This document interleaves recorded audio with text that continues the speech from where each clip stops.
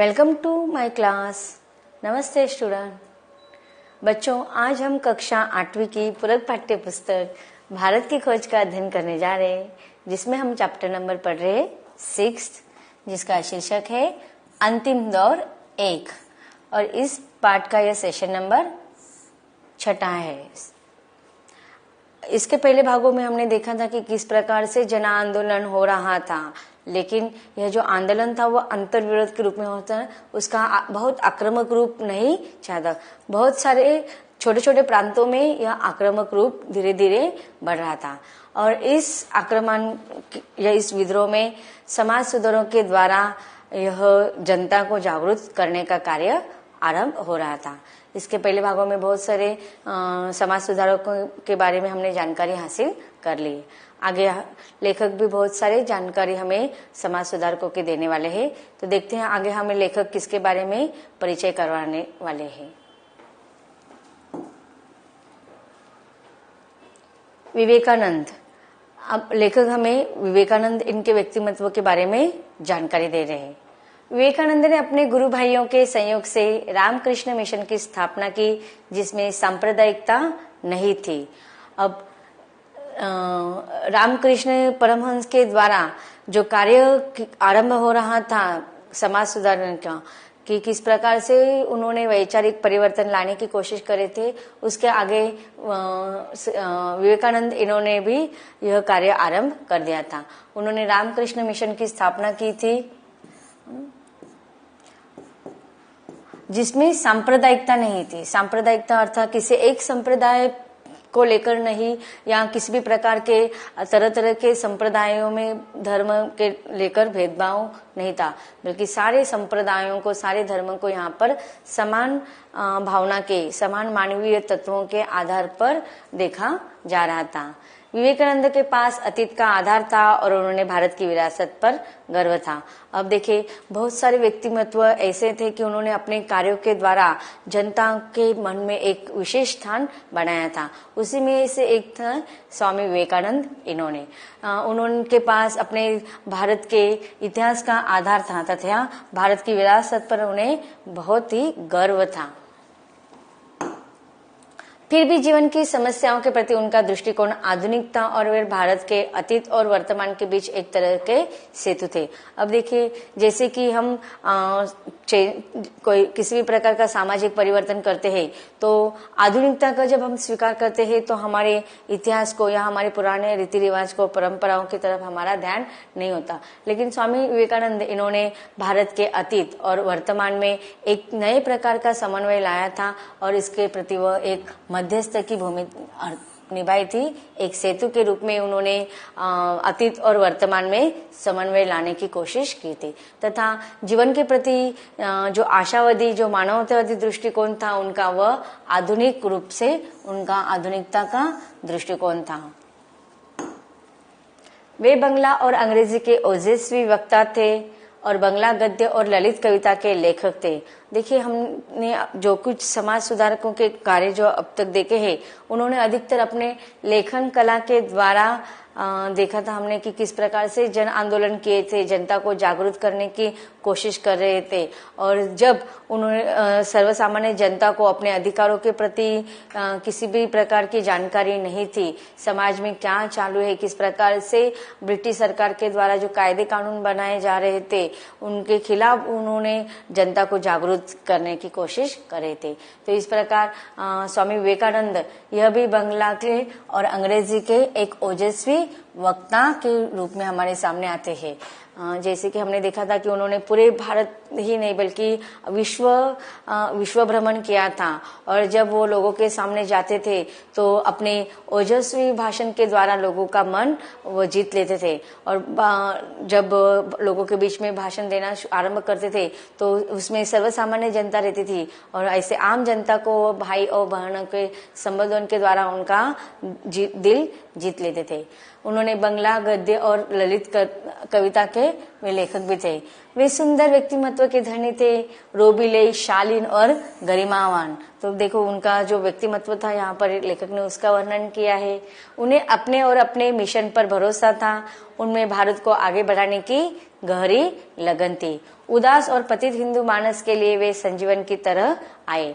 कि देखो जीवन के प्रति उनका जो देखने का दृष्टिकोण था वह आशावादी था, मानवतावादी दृष्टिकोण उनके उद्देश्य में निहित था। और इसीलिए जब वह भारत में भ्रमण करने जाते थे तो देखते थे कि आम जो सर्वसामान्य जो लोग रहते थे वह उदास रहते थे। क्यों उदास रहते थे?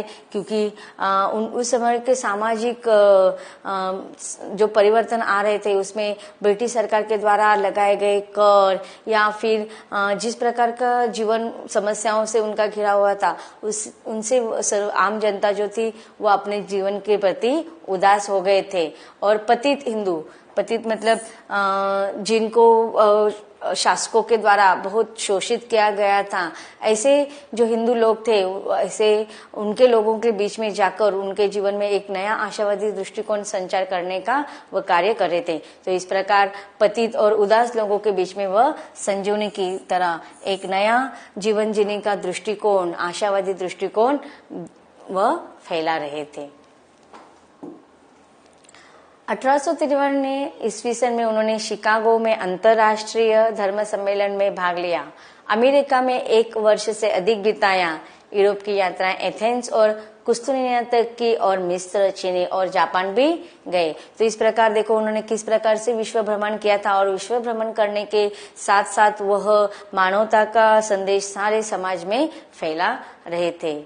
जो एक बार इस हिंदू सन्यासी को देख लेता था उसके लिए उसे और उसके संदेश को भूलना कठिन हो जाता था। तो उनका व्यक्तिमत्व ही इतना प्रभावशाली था और उनकी बोलने की जो भाषा थी, उनकी जो वक्तव्य करने की जो पद्धति थी वह सर्वसामान्य ही नहीं बल्कि उच्च वर्ग के लोगों को भी भाता था। जो कोई व्यक्ति उनसे एक बार मिल लेता था तो उनके लिए उनका वो व्यक्तिमत्व भूलना और उनके द्वारा दिए गए संदेश को भूलना बहुत कठिन हो जाता था। खुद उन पर भी पश्चिमी देशों की यात्रा का बहुत अधिक प्रभाव पड़ा। वे अंग्रेजों की लगन और अमेरिकी लोगों की जीवंतता और संभाव के प्रशंसक थे। अब देखिए हमें जहां हमारे विकास के लिए, हमारे समाज के विकास के लिए हमें सारे लोगों से जो अच्छाई होती है उनको ले लेना चाहिए। उसी प्रकार से जब वो विश्व भ्रमण करते थे तो उनको जो चीज अच्छे लगती थे उनके वह प्रशंसक करते थे और वह अपने देश में उन अच्छी चीजों को फैलाने की कोशिश करते थे। जब पश्चिमी देशों की वह यात्रा करते थे तो पश्चिमी देशों की सभ्यता, संस्कृति, उनके द्वारा आधुनिकता का जो दृष्टिकोण था, वैचारिकता का प्रभाव उनके ऊपर पड़ा हुआ था। अंग्रेजों की लगन, काम करने के प्रति उनकी जो लगन थी, इच्छा थी, अमेरिकी लोगों की जीवंतता और समभाव के वह प्रशंसक थे। अंग्रेजों की लगन और अमेरिका के लोगों की जीवंतता और समभाव के वे प्रशंसक थे। लेकिन वे पश्चिम के धर्म व्यवहार से प्रभावित नहीं हुए। अब देखिए पश्चिम देशों के धर्म व्यवहार से वह क्यों प्रभावित नहीं हुए? क्योंकि जो अन्य जो विदेशी शासक थे उन्होंने क्या किया था, भारत की सभ्यता, संस्कृति और अन्य चीजों का समन्वय कर लिया था। लेकिन जो पश्चिम धर्म के लोग थे वह अपने ही धर्म का प्रचार कर रहे थे, किसी भी प्रकार का समन्वय करना नहीं चाहते थे और इसीलिए वह पश्चिम धर्म के व्यवहार से वह प्रभावित नहीं हुए थे। भारतीय दर्शन और आध्यात्मिक पृष्ठभूमि ने उनकी आस्था और बलवती हो गई। भारत के दर्शन शास्त्र से और आध्यात्मिक जो पृष्ठभूमि थे उनके मन को वह बहुत ही भा गई थी। उनकी आस्था और उनके प्रति जो इच्छा थी वह और भी मजबूत हो गई थी। उन्होंने वेदांत के अद्वैत दर्शन के एकेश्वरवाद का उपदेश दिया। उन्हें विश्वास था कि विचारशील मानवता के भविष्य के लिए यही एकमात्र धर्म हो सकता है। तो इस प्रकार देखो वेदांत में जो एकेश्वरवाद है अर्थात एक ही ईश्वर को मानना, निर्गुण निराकार ईश्वर को वो ज्यादा मानते थे। तो उन्होंने विचारशील मानव के भविष्य के लिए एकेश्वरवाद का संदेश फैलाया। उनके अनुसार वर्ण व्यवस्था एक तरह की सामाजिक व्यवस्था है जो धर्म से अलग थी और अलग ही रहनी चाहिए। अब देखिए उस समय जो वर्ण व्यवस्था फैली हुई थी उनका मानना था कि वर्ण व्यवस्था सामाजिक व्यवस्था को एक सही रूप आकार देने के लिए होना अनिवार्य हो सकता है, लेकिन वर्ण व्यवस्था हर धर्म से अलग होती है और वर्ण व्यवस्था को धर्म के साथ मिलान नहीं करना चाहिए। अगर हमें आगे बढ़ना है तो धर्म और वर्ण व्यवस्था को एक दूसरे से अलग रखना चाहिए। सामाजिक संगठनों को समय के परिवर्तन के साथ बदलना चाहिए। तो देखो जिस प्रकार उन्होंने सामाजिक परिवर्तन को बहुत महत्व दिया है कि हमें जिस आगे जीवन को आगे बढ़ाना है, समाज को आगे बढ़ाना है, तो समाज में आने वाले हर परिवर्तन को हमें स्वीकार करना चाहिए और सामाजिक संगठनों को परिवर्तन करते हुए आगे बदलना चाहिए। विवेकानंद ने कर्म कांड के निरर्थक तात्विक विवेचनों और तर्कों की घोर निंदा की है, विशेषकर ऊंची जाति की छुआछूत की। तो देखो कर्म कांड के नाम पर जो अंधविश्वास, मिथ्या आडंबर, इन्होंने भारत पर जो कब्जा कर लिया था, समाज पर जो कब्जा कर लिया था, उनका उन्होंने घोर निंदा की है। विशेषकर से ऊंची जाति की जो छुआछूत का जो भेदभाव उस समय फैला हुआ था, अनटचेबिलिटी का, उसका उन्होंने घोर निंदा की है। विवेकानंद ने बहुत सी बातें कही, लेकिन जिस एक बात के बारे में उन्होंने अपने लेखन और भाषणों में बराबर लिखा है वह थी अभय, निडर। देखो उन्होंने जनता को, आम जनता को निडरता का संदेश दिया था। उनके अनुसार अगर दुनिया में कोई पाप है तो वह है दुर्बलता। हर तरह की दुर्बलता से बचो। दुर्बलता ही पाप है, दुर्बलता ही मृत्यु है। उपनिषदों का यही एक महान शिक्षा थी। तो इस प्रकार उन्होंने लोगों में कौन सा संदेश फैलाया था? निडरता रहने का, और मनुष्य को दुर्बल नहीं होना चाहिए। किसी भी प्रकार से आए हुए समस्याओं को उन्होंने निडरता से सामना करने का संदेश दिया है और हर प्रकार की दुर्बलता से उन्हें बचने के लिए कहा है। और सत्य की कसौटी है, कोई भी चीज जो तुम्हें शारीरिक और बौद्धिक और आध्यात्मिक दृष्टि से कमजोर बनाती है उसे जहर की तरह छोड़ दो। तो देखो उन्होंने अपने जीवन की सत्य की कसौटी किसे माना है कि जो हमारे शारीरिक दृष्टि से हमें कमजोर कर दे, बौद्धिक और आध्यात्मिक दृष्टि से हमें कमजोर कर दे, ऐसे चीजों को हमें छोड़ देना चाहिए, क्योंकि वह इस प्रकार के जो दृष्टिकोण होते हैं वह हमारे जीवन के लिए घातक होते हैं। उसमें कोई जीवन नहीं है, वह सत्य नहीं हो सकती। सत्य हमें मजबूत बनाता है, सत्य पवित्रता है और सर्वज्ञान है। तो इस प्रकार उन्होंने अपने जीवन में सत्य को बहुत महत्व दिया है। अंधविश्वासों से सावधान रहो। मैं तुम्हें अंधविश्वास से मूर्ख कहने की अपेक्षा कट्टर नास्तिक कहना पसंद करूंगा। तो इस प्रकार उन्होंने अंधविश्वासों का कट्टर विरोध किया हुआ था। वो आगे कहते हैं कि अंधविश्वासों से सावधान रहो। मैं तुम्हें अंधविश्वास से मूर्ख कहने की अपेक्षा कट्टर नास्तिक कहना पसंद करूंगा, क्योंकि नास्तिक सजीव होता है और आप उसे कुछ बना सकते हो। तो उनका मानना था कि अंधविश्वास जो होते हैं वह सजीव नहीं होते, वो निर्जीव होते हैं। उसे अलग नास्तिक को भी हम सजीव कह सकते हैं, लेकिन अगर अंधविश्वास घर कर ले तो दिमाग हमारा गायब हो जाता है, बुद्धि क्षीण होने लगती है और जीवन का पतन होने लगता है। इसलिए उन्होंने अंधविश्वास का अपने जीवन में कठोर विरोध किया था। इसलिए विवेकानंद ने भारत के दक्षिणी छोर में कन्याकुमारी से लेकर हिमालय तक की गर्जना की। इस प्रक्रिया में उन्होंने अपने आप को खपा दिया।